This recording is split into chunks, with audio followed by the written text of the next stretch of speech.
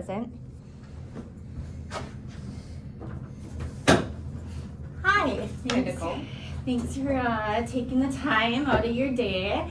My name is Nicole. I'm doing a project for my communications class, and I'm in the accounting program. So the goal is for me to understand more about your role, maybe your career progression, any tips you have, and kind of just walk me through everything accounting. Sure. So I'll start off with what's your name and your position in the organization that you work for? So my name is Emily Itonen. I am the controller for North America, or finance director here at Brown-Newton. Okay. And can you walk me through what your educational background was, where it all started? Sure. So I took my first accounting class in high school, and that's where I started to get curious about numbers and accounting. And then when I went to college, I studied accounting as my major.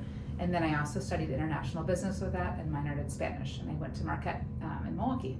Oh, okay. I didn't know that. And you got your bachelor's there? I did get my bachelor's there. And then with that education, to continue that, I then had my CPA a couple of years after that. And then I received my CMA a couple of years after that as additional certifications. Okay. Did you find value in the CPA and the CMA? I was kind of looking into that as well. So what was the value on those additional certifications? I think it depends on what specifically you want to do within accounting and finance. I found value in both. They're both challenging and are a good time commitment. For me, the most applicable to what we do here at Brown was the CMA, just because it was a bit more manufacturing focused and cost accounting. So that to me was a little bit more interesting on my day-to-day activities and how it applied to what I'm doing and what I enjoy doing. Okay, that's what I saw when I was looking into the program. I saw the CMA. I'm like, I'm interested in that, but sometimes when I go on the job market, they're always like, prefer CPA. What was the kind of what did you learn with the CPA? The CPA is a broader focus, so you also have a tax aspect to it, for example. So if you are working in tax, I think it can be very helpful. There's regulation with that, which was helpful. There's some compliance, and then some financial modeling. So it really depends on what specifically you want to do. I think CPA is always great to have on a resume, but I think sometimes that can be a plug just to say we want someone with an additional certification. But if you explain that you had the CMA, I think it really is, to me, was a little bit more real life applicable. So I think you could explain why you chose the CMA and why you think that adds value. And at least for me as a hiring manager, I'd be happy to see the CMA on a resume and know that it still is a good time commitment, but also that you gain something that would definitely be relevant to a role on one of my teams. Okay. Yeah, I was kind of leaning towards the CMA, but I'm like, is there extra value to that CPA, or is it just kind of something to put on the resume, but maybe I won't actually use if I don't want to go into that work field? Right, and it's a good learning experience, but I think that if you had to choose one, or if you wanted to prioritize one, what you enjoy doing, what you think would most apply to that, I would encourage you to do that. So okay. It's definitely a highly regarded designation. Okay.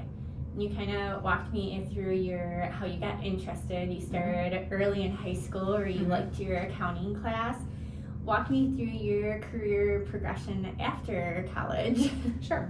So when I was in my last year, I started interviewing around, and I received an internship with Johnson Controls. I was their accounting and finance intern, doing a variety of tasks there. And then at the same time, I was also interviewing for a full-time position there in a rotation program. And for me, rotation programs were very interesting because you have, let's say, 2 to 2.5 years to try various areas within accounting and finance. And I think sometimes it can be hard to know what specifically you want to do if you don't have that job experience yet in the corporate world. So I only looked at accounting and finance rotation programs. I ended up getting an offer from JCI, which was my top choice.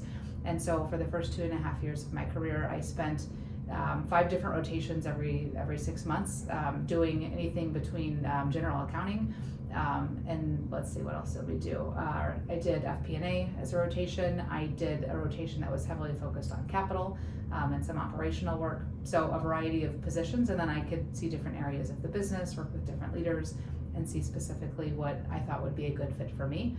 It was very fast paced, but I think it was a great experience. Not many other places you would have the chance to do 5 different jobs in 2.5 years. Normally you would do 1 job. So for me that was very interesting, and I also got to travel and spend some time at a manufacturing plant and overseas. So that was really special. After I graduated from the program, I actually moved overseas directly. I was doing my last couple of rotations overseas in Dubai, and so I spent a year in Dubai. And then when I was looking for a permanent placement outside of the program, a role came up in Germany in our headquarters in Europe.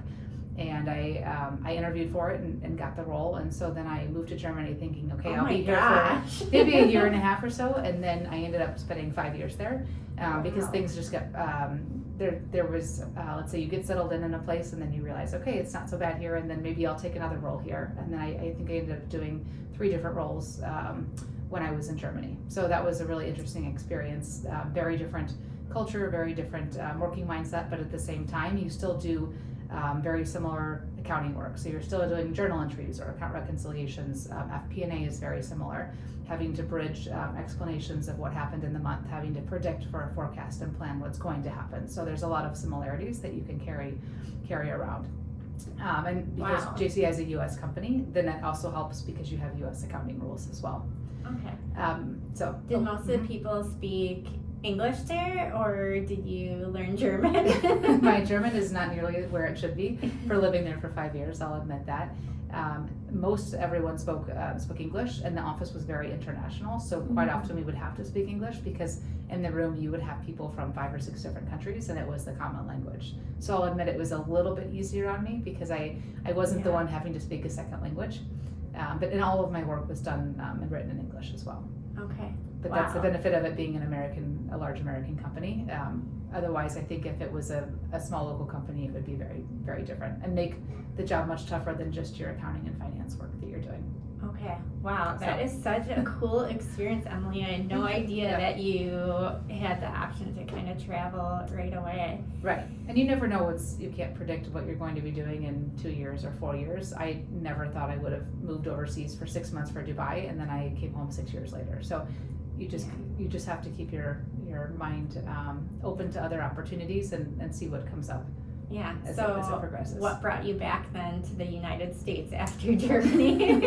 I realized I had missed the U.S. I wanted to come home, and there were great roles there, but at the same time I missed family and friends, and so I decided to move back.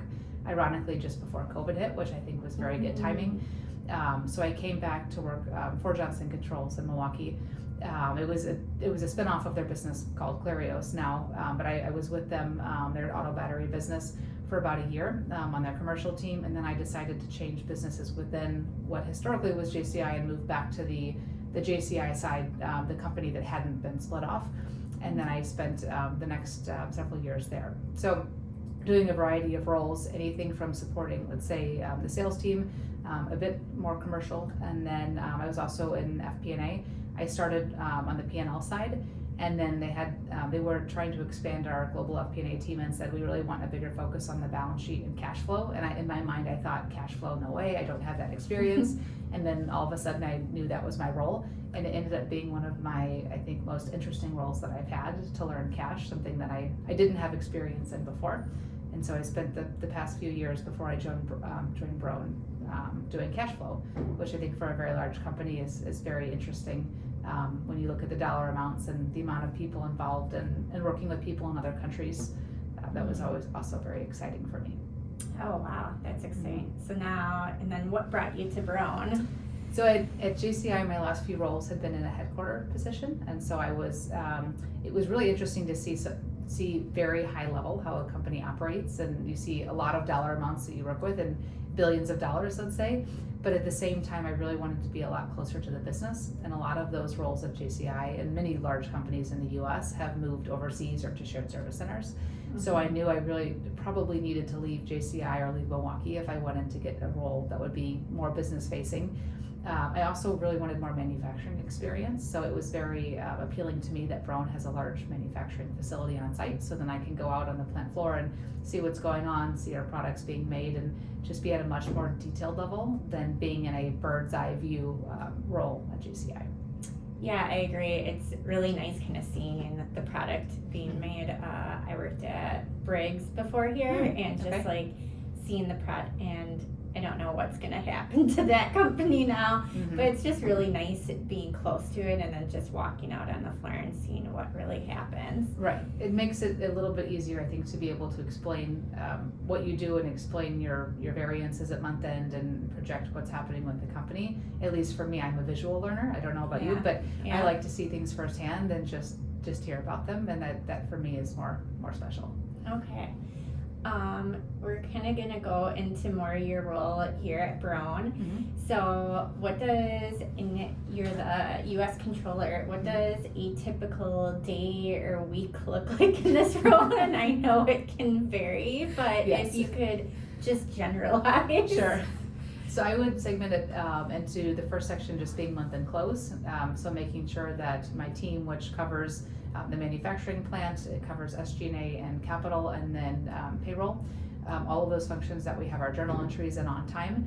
We book quite a few journal entries, over 150 per month. So there's quite a few journal entries that we need to make sure are in on time and make sense, that our numbers are looking correct. So getting through the first few days, it's primarily journal entry focused, and then seeing if we have any surprises that have come up that we didn't expect in the month, and investigating, is this really a business result, or for example, is this maybe an error in the system that we can correct? And then the next few days of the month, I would say, go right into analysis. So what do the numbers look like? What was in our forecast? What did we do last month? And how do we explain those differences? Some months are easier than others to explain. Some months are routine, and then other months it can be a bit chaotic of what we need to dig into. And let's say maybe one month SG&A is fine, but then everything falls on my ops analyst, or maybe vice versa. When things go wrong, sometimes it's quite a process to dig into it. We can't solely do this within accounting. We rely on our business partners as well. So for example, with operations, with SG&A, it would be our executives who lead other departments, what happened in their SG&A budgets. So a lot of collaboration as well during that time, but we have a very quick turnaround. And then the rest of the month, I should say, is a variety of, let's say, ad hoc projects, catching up on capital requests, reviewing any big proposals to spend money, usually manufacturing equipment.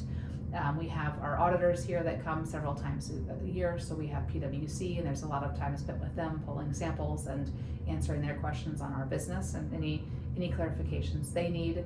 And then anything else that comes up that are side projects. Our parent company, Madison Air, has had a lot of requests lately, so there's a lot of time explaining what Brown is doing and trying to help us automate and trying to, let's say, centralize our processes between our business and then all of the other businesses Madison owns.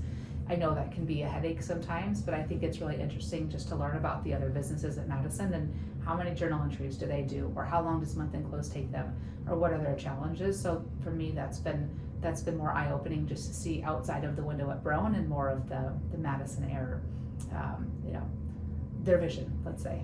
I agree. It's kind of nice having the other companies, because then you can have other parties. Even in my group, I connect with the AR team there, and I'm like, what are you guys doing?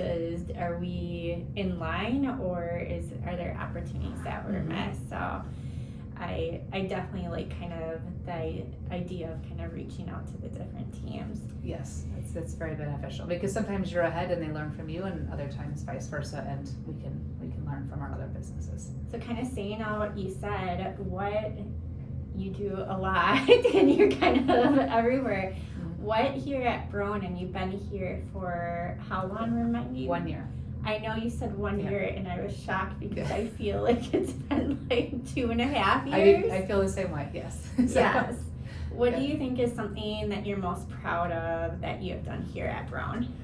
I think seeing the team continue to develop, I would say I'm proud of my team that they have so much commitment to Brown, and they want to do what's best for Brown, but at the same time they're open to learning and saying, okay, how can we change this process? Can we automate this? Can we make this quicker?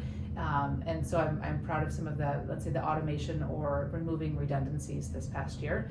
And it seems everyone is on board to say, how can we make our lives easier? Let's streamline this. So I would say that's what I'm proud of, because I think when I first started, a lot of what I heard was we've been doing this for 10 years or 15 years, or we do this because this is how something has been done. So trying to slowly change that and really encourage employees themselves to think of ideas and change their own roles. It's not just coming from me. Yeah, I agree. I think there's people on your team that have been at the company for years and years and years, and it's really motivating to see people who have been on the team being like, maybe there is a better way that we can do things. So yes, I agree, Emily, and I think you really had a positive effect on the team from what I can see. Thank you. We're going to kind of go into more like the team that you support and more the analyst position. How do you think an accounting analyst position is measured? What's the success metric? For me, I would say there's always going to be debits and credits in accounting. There's always going to be reconciliations, but the most value add that you can bring to a role is the analysis part of it. So being able to explain. So you can post a debit and credit, and a lot of those are similar month over month, but it's really spotting something let's say something that doesn't look right, and saying why would this account all of a sudden skyrocket? Does that make sense? Why is all of a sudden this department spending so much money? So one, spotting what's happened maybe doesn't look correct, recognizing those patterns, but two, being able to forecast ahead. So for example, if we think of accruals from a payroll perspective, payroll is not the same every month because we have a different number of business days. So knowing next month has 2 more business days, our payroll is going to go up. That's not a bad thing month over month if it goes up, because on a daily rate, it's the same. So maybe sometimes if costs go up, it's not a good thing, or maybe we're paying too much, we don't understand why. But if it's just, well, on a rate basis, on a per day basis, it's fine. And understanding those type of trends. And then I would also say being able to relate that, whether it be to someone on your team, whether it be to your manager, maybe to our CFO here, maybe to a non-finance person. So that my SG&A and capital analyst role really primarily work with a lot of non-finance business partners. And there's a different way of, let's say, explaining what happened when you're not talking to someone who knows accounting. So there's also that, it's communication, it's education to them, and then it's also just making sure we have clear policies in place on capital, clear policies in place on department spend and SG&A and how we scrap something. So it's really, it can be challenging, but I find it really rewarding, because at the same time you're learning a lot from those teams of something that's outside of your normal scope, outside of accounting and finance.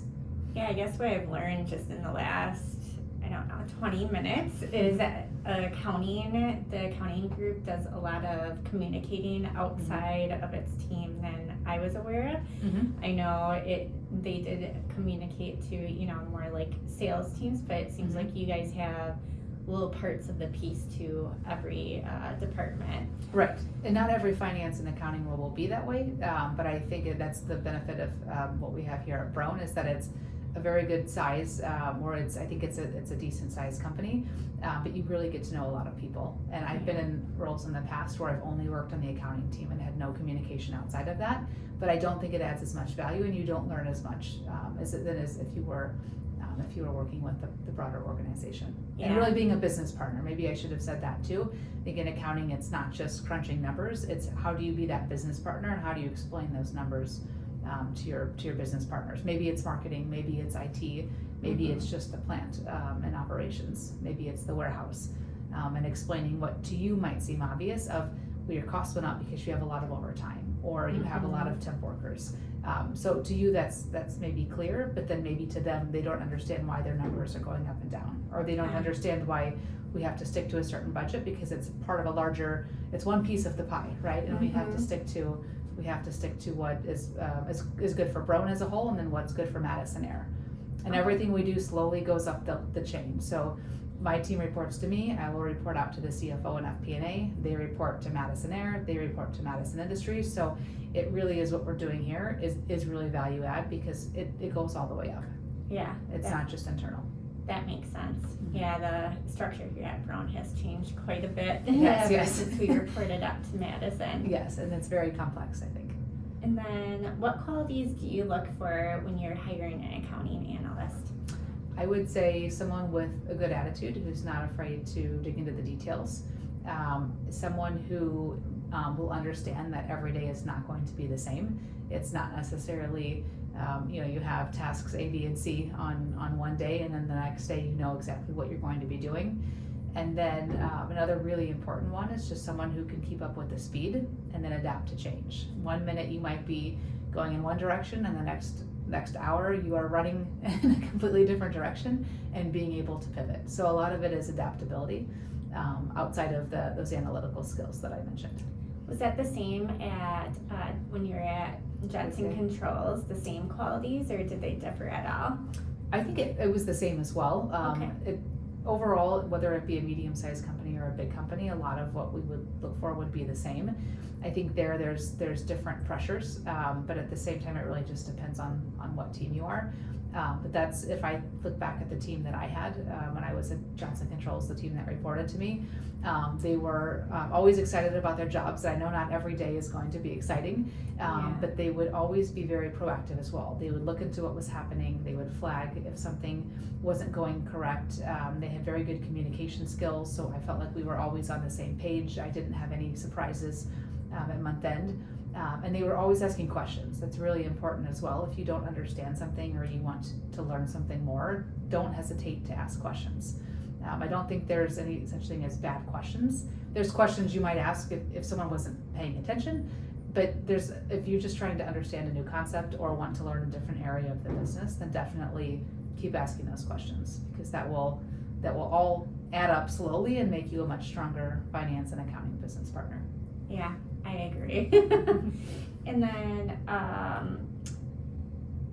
what challenges do you think? I think you kind of explained this based on what you were going off, all the different challenges, but is there some specific challenges that you think is the same that accounting analysts face, besides, I guess, the variances and the explanations? I think when, whether a business is doing well or not doing well, and there's a lot of questions coming top down from either our leadership here or at corporate, I would say a lot of times, whether it be an issue with lower sales, whether it be a production issue, whether it be an IT issue, a lot of times it comes back to finance to help explain. So there's a lot that sits on our shoulders that we have to help explain. Well, this is why we have higher production costs. This is why we have higher people cost.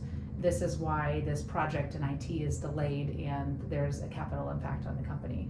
So it's almost as if when things don't go well, especially when they don't go well, that the first point of contact is finance.